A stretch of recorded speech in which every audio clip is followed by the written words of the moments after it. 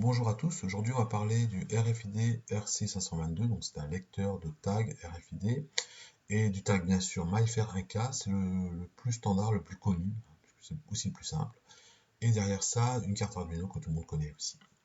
Alors qu'est-ce que c'est d'abord la technologie RFID? Alors c'est très simple, la technologie RFID, ça veut dire radiofréquence identification, identification par onde radio. Donc ça permet bien sûr de connaître le numéro qui est inscrit dans ce tag, mais ça permet aussi d'écrire, on peut aussi écrire dans le tag. D'ailleurs, il s'appelle MyFair 1K parce qu'il a 1 kg d'octet, 1 kg, donc on peut écrire un certain nombre de données dedans. Donc voilà le principe. Comment il fonctionne? Alors c'est ce qu'on appelle des tags passifs. Alors tag passif, ça veut dire qu'il n'y a pas d'alimentation. Pour l'alimenter, pour qu'il fonctionne, pour que la puce intégrée puisse fonctionner, elle va récupérer par champ magnétique de l'énergie, et l'énergie va permettre d'alimenter notre puce. Une fois qu'elle est alimentée, pour commencer à communiquer. Elle communique toujours avec le même signal, qui permet aussi de les alimenter par modulation. Alors, les MyFair, la documentation, elle s'appelle MF1S50, voilà, si vous cherchez. Alors, comment ça fonctionne? Ben, c'est très simple. Vous avez des secteurs, on a divisé, alors c'est pour celle-ci, pour la MyFair 1K. Elle est divisée en 16 secteurs, et chaque secteur est divisé en 4 blocs. Chaque bloc est divisé il y a 16 octets par bloc. Donc on retrouve, on retrouve notre kilo-octet avec ça.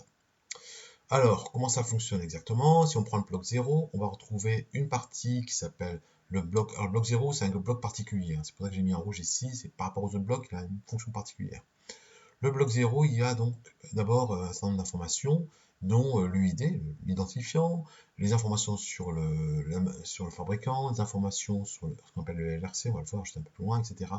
Et bien sûr, à bout de chaque bloc, le dernier secteur permet de la sécurité du bloc, mise en sécurité du bloc. On peut identifier si on peut écrire ou pas dans le bloc, dans les 3 octets qui précèdent. Et c'est comme ça pour toute la part, pour chaque bloc et pour tous les secteurs. Alors, regardons le bloc numéro 1, c'est celui qui va nous intéresser globalement. D'accord? Enfin, le bloc 0, c'est celui qui va nous intéresser.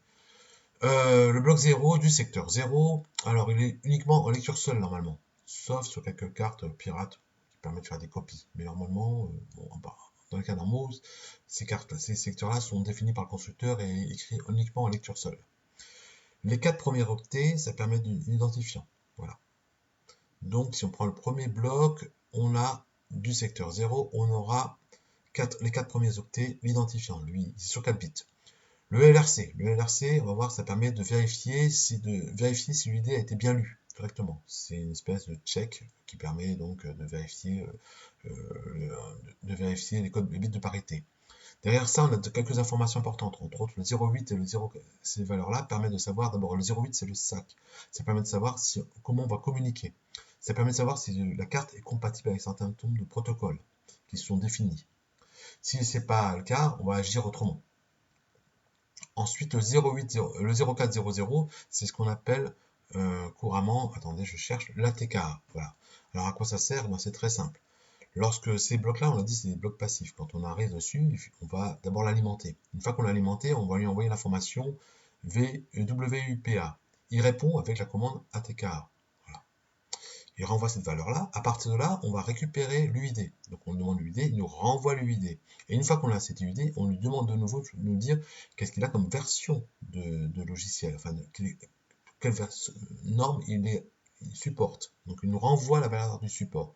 Alors quand vous avez un SAC qui vaut 0,8, c'est qui, je crois qu'il n'est pas 100% compatible avec les normes IEC 1443, ça faudrait vérifier, j'en suis pas totalement sûr. Par contre, ce qui est sûr, c'est quand vous voyez la version 4, quand il y a marqué 88, c'est que c'est une copie chinoise. Voilà, ça permettra déjà d'avoir quelques petites informations. Et derrière ça, les derniers octets permettent de savoir quel est le fabricant. Alors, j'ai pas réussi à avoir tous les codes du fabricant, mais j'ai trouvé un site qui est ici, qui vous permettra de connaître à partir du premier chiffre ici le fabricant. Au moins le début du fabricant. Après le reste, je ne sais pas à quoi ça correspond exactement, mais c'est sur le fabricant, mais quelle valeur, je ne sais pas trop. Peut-être qu'il y a la date, je ne sais pas. Lecteur RFID, alors le RC522. Alors déjà, c'est celui-ci. Si je fais un petit zoom, je vais essayer. Hop, voilà. Je monte un peu. Voilà. J'ai pas beaucoup vu, mais voilà, on a ici le SS. Alors ce signal, cette carte-là, elle se présente sous cette forme-là. Vous avez l'alimentation. Attention, c'est l'alimentation en 3,3 volts. il y a le reset, il y a le GND, IRQ, on ne s'en sert pas beaucoup. Après, vous avez des signaux particuliers qu'on va se servir parce qu'on a un protocole SPI. Et puis, vous avez un signal qui souvent s'appelle soit SS, soit SDA. C'est le même broche. D'accord? Alors, ça veut dire à quoi servent ces signaux-là? Alors, le SS, SDA est très important. Le SS nous intéresse, parce que c'est un protocole SPI, c'est le SS qui nous intéresse. Ça veut dire Select Slave, circuit, sélection de circuit. Et bien sûr, ça, il faudra le renseigner quand vous utiliserez le programme en Arduino. Pourquoi? Parce que chaque branchement, chaque carte que vous branchez, il y aura un signal SS qui sera issu d'une broche différente de votre master, c'est-à-dire en gros de votre carte Arduino. Donc forcément, il faut lui donner la valeur. C'est pas par défaut. Les autres signaux, ils sont imposés, donc vous n'aurez pas tellement le choix, vous êtes obligé de le brancher là où c'est demandé. Le reset, pareil, il faut pouvoir réveiller le lecteur à chaque fois que vous lisez un tag, vous allez l'endormir. Et donc pour le réveiller à nouveau, il faut lui envoyer un signal reset. Voilà. C'est ce signal-là qui permettra de faire ça, d'effacer le contenu du buffer pour de façon à pouvoir, quand vous réveillez, avoir un signal vide. Là aussi, il faudra le préciser sur quel reset il est branché. Voilà. Vous pouvez brancher tous sur le même là par contre pour le coup, mais vous êtes obligé de donner l'information. Les signaux donc SCK, MOSI et MISO sont imposés. Voilà. Alors voyons maintenant la mise en œuvre. Alors je vous ai mis un programme de base. Hein. Donc on lui précise bien le SS et le RST, le reset. Après ici on va mettre toutes les informations dans un tableau qui s'appellera UID.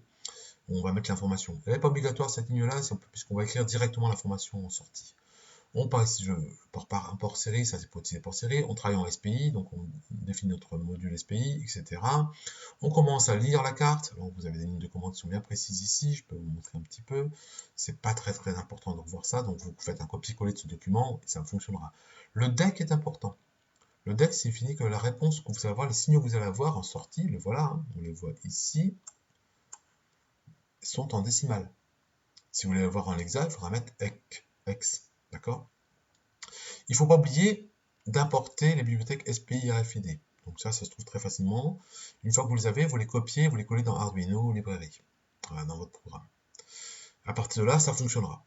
Vous pouvez compiler, ça fonctionne très bien. Vous avez le module Alt qui permet d'endormir le RFID quand il a fini. Après, vous implantez le code, etc. Vous avez un peu de documentation, j'ai une petite vidéo là qui en parle un petit peu. Donc, suivez ce lien-là et vous retrouverez d'ici quelques explications. Mais celles que je viens de donner suffisent. On a mis une valeur 4 parce que notre RFID, on l'a dit, il a 4 champs. D'accord? Alors, on va retrouver ces valeurs-là, si je les lis. Si je les mets en hex, j'ai mis hex ici, je retrouverai ces 4 valeurs-là. Alors, pourquoi j'en parle? Parce que derrière ça, il y aura une information qu'on appellera un bit de sécurité qui permet de vérifier les erreurs transmises, qu'on appelle le LRC, donc longitude, un contrôle de parité longitudinale. Moi, ce que j'appelle souvent la parité croisée. En gros, ça veut dire quoi? On prend les 4 champs, on les met en binaire, c'est pour ça qu'il faut mieux avoir la valeur en hexadécimale, et après, à partir de là, on fait la bit de parité verticale, comme ça. On croise la bit de parité non pas sur un champ, mais sur tous les 4 champs en même temps. Donc voilà. Donc la règle de bit de parité, la voilà. Hein. Donc si vous avez 1, 1, ça donne 0, parce qu'il faut qu'il y ait le nombre 1 un nombre pair de bits 1. Donc ici, on est typiquement là. Donc 1, 1, ça donne 0. Là, il y a 2, 1, donc ça donne 0. Là, il y a un seul 1, donc on en rajoute 1 pour avoir un nombre pair. Etc. etc. Ça nous donne cette valeur-là. Le 2F, vous allez voir, on va pouvoir le lire un peu plus loin. Voilà. Donc ça, c'est un programme qui permet au moins de lire l'UID. Deuxième programme, l'ouverture, je vous donne toujours une barrière qui est commandée par un servomoteur, à partir, bien sûr, de les 2 badges. Donc cette fois-ci, il faut rentrer, on retrouve exactement le même programme. Bien sûr, j'ai rajouté les commandes du servomoteur, donc ça c'est classique pour les servomoteurs, il n'y a rien de particulier. Je vais rajouter surtout le badge qui sera autorisé à passer. Donc là, je lui ai mis le numéro de mon badge précédent, que j'avais réussi à lire. À partir de là, je vais lire les badges. Donc j'installe mon moteur en broche 5. Pourquoi je l'ai pas mis en broche 9? Parce que bien sûr le 9 est déjà utilisé pour le reset de mon RFID, de mon lecteur RFID. Je continue tout ça. Donc le début, c'est parfaitement identique au précédent montage où on lit un lecteur. La seule différence, ça commence ici, quand on veut comparer. Donc là, on va comparer ce que j'ai mis dans une mémoire par rapport à la mémoire qui est attendue. Donc si ça correspond, si le code correspond, octet par octet, alors j'autorise, le tag est autorisé. J'ai mis un petit message qui vous dit le tag est autorisé. Je fais la commande d'ouverture. L'ouverture, c'est quoi? Ben, je descends un petit peu. L'ouverture, c'est simplement un petit message qui dit ben, ouverture, et puis qui fait avancer mon cerveau moteur hein, tranquillement. C'est pour ça que j'ai bien en douceur. Il avance pas à pas pour ouvrir passe d'une position 0 à la position 125 degrés. Voilà. Une fois qu'on a fait ça, ben on va attendre un petit moment pour que les gens puissent passer. C'est pour ça que j'ai marqué délai d'attente pour passer la barrière. Et ensuite, je ferme ma barrière. Donc, de nouveau, dans l'autre sens, je vais fermer la barrière. Tant que je suis supérieur à 0, ben, je décrémente jusqu'à ce que j'arrive à 0. Et quand je serai à 0, ben, voilà, j'aurai fini, j'aurai fermé ma barrière. Et une fois que j'ai fait ça, c'est fini. Si maintenant une autre idée se présente, ben, il va marquer tag non validé. Je lui donne la valeur, je le lis, hein, bien sûr, et je tag non validé. Et c'est terminé. Voilà le programme. Une application, maintenant, Android, très pratique quand on a des doutes sur ce qu'on est en train de fabriquer en Arduino. Elle s'appelle MCT, ça veut dire MyFair Classic Tools, vous la trouverez très facilement. Elle permet de lire les tags, elle permet aussi de les éditer, ça c'est très intéressant. Du coup, on peut modifier les valeurs, elle permet même d'en écrire. Si vous avez une version chinoise, comme je vous disais, pour faire des copies, très facile d'écrire avec cette application-là des tags, faire des copies de tags. La mise en œuvre maintenant, la lecture complète. Alors là, on n'a pas lu complètement le tag, on lit que le ID. Maintenant, on va faire une lecture complète. Alors, une lecture complète d'un badge, ça s'appelle un dump. Un dump, on lit toute la mémoire. Alors pour ça, il faut installer une autre bibliothèque qui s'appelle MFR C522. C'est notre librairie, je vous explique comment l'installer. Donc, vous faites inclure les bibliothèques, gérer les bibliothèques, vous cherchez votre bibliothèque, vous l'installez. Une fois que vous l'installez, vous copierez ce programme-là. Il est un peu plus sophistiqué. Ce programme-là, il permet ici, par exemple, dump version, il va dire quelle version est dans mon firmware, de ma librairie. Ici en dessous, je lui demande de lire, de scanner et de lire de commencer à lire le scan. Commencer à dire, bon, vas-y, on va commencer à lire le scan. On attend la lecture d'un scan. Quand un scan se présente, quand un tag se présente, pardon, à ce moment-là, on va lire les informations minimum, c'est-à-dire l'UID, le sac, et puis à la limite, le type de composant qu'on a, MyFair 1K. Et derrière ça, on fait ce qu'on appelle un dump, donc on va lire entièrement toutes les données mémoire de notre carte, de notre tag. Si on regarde tout en bas, qu'est-ce qu'on voit? On voit bien sûr l'UID, on voit aussi le 2F. Le 2F, je vous l'ai dit, c'était le LRC. On peut vérifier que ça colle. On retrouve le 08, c'est notre sac. On retrouve le 0400, ça c'était notre, qu'on appelle ça, notre ATKA qui est renvoyé. Et puis derrière, le code fabricant. Donc là, le 62, je ne sais pas quel fabricant ça correspond, mais voilà, 62 quelque chose, c'est le code fabricant. Voilà. Et voilà, j'ai fini ce cours sur ce composant-là. Donc il faut prendre le fichier PDF pour vous aider à récupérer directement ça, faire des copier-coller, tout simplement. Voilà, c'est fini.